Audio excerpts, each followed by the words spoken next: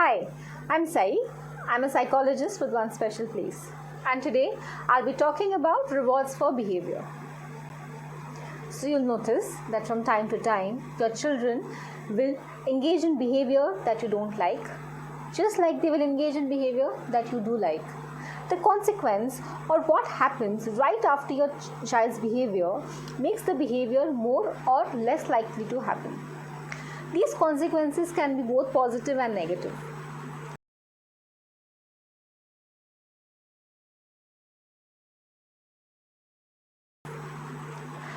When these consequences are positive, we call them rewards. We use rewards to encourage good behavior, encourage the behavior that we want from our children, and to make sure that negative behavior is not repeated. We use what is called as negative consequences, which I'll talk about later. So let's start with rewards. Rewards are given to encourage any good behavior. It's important that you choose these rewards carefully. When you choose a reward in a form of a sweet, a candy, a toy, these rewards are called material rewards and they won't be as effective. In fact, there's a chance that you might end up spending more money and it will turn into a bribe. Now, we do not want our reward to turn into a bribe, which is why we are going to use social reward. Social rewards are used in different forms and very effective forms like affection, like praise, hugs, a high five. It could be in the form of activities. So you could encourage your child to behave in an expected manner by giving them a hug or giving them love coupons where you can give them coupons for 5 hugs or coupons for their favorite food. Can be homemade food. Remember, whenever we talk about food, that choice is yours. You can always give 2 choices to your child and both choices can be healthy. You can do it in the forms of praise.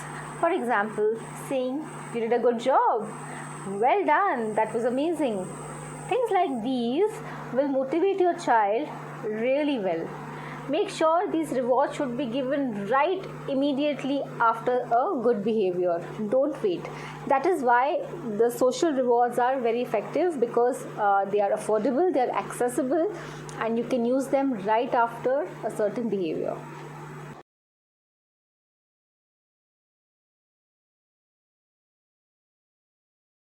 Now, to ensure that our rewards are rewards and don't turn into bribes, let's understand the difference between the two.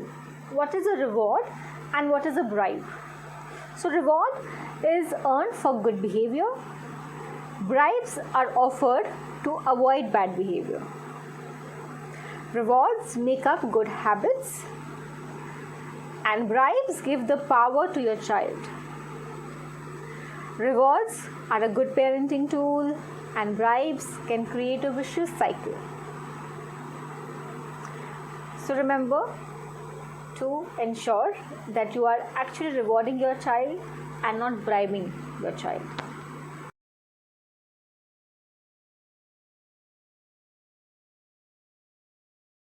Discouraging bad behavior. Now this can be done by using what we call as negative consequences. These consequences can be simply ignoring the bad behavior. If that doesn't work, then distracting your child from one thing to another.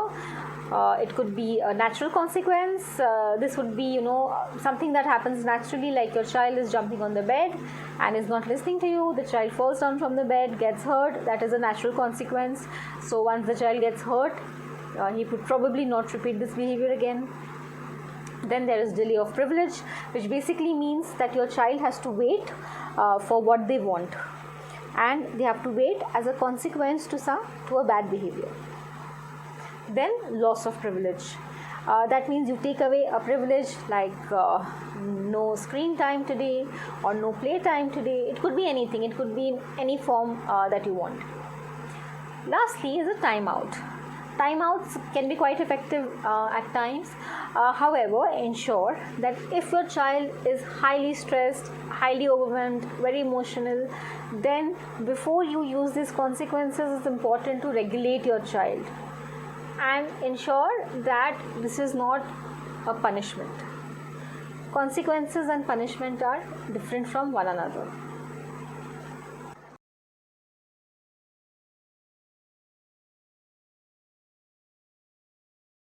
The difference between a consequence and punishment is that punishment is a behavior that inflicts emotional or physical pain on a child.